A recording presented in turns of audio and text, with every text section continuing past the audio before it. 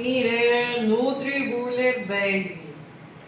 Así es, mi gente, miren, esto lo vamos a compartir, se los vengo a traer para las mamis. Omiten una que otra cosa de tiradero a los lados. Miren, esto es para licuar las papillas de nuestro bebé, más práctico, más rápido. Uno que otro ya está abierto. Bueno, esta es la licuadorcita, miren. Ahorita se los voy a mostrar con una cámara rápida para que ustedes vayan viendo. Yo nomás se los voy a mostrar tantito.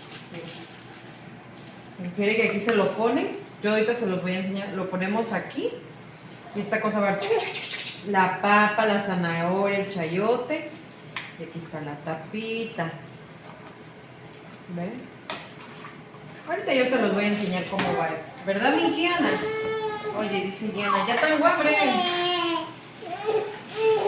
Vean, y aquí vamos a echar todas las papillas.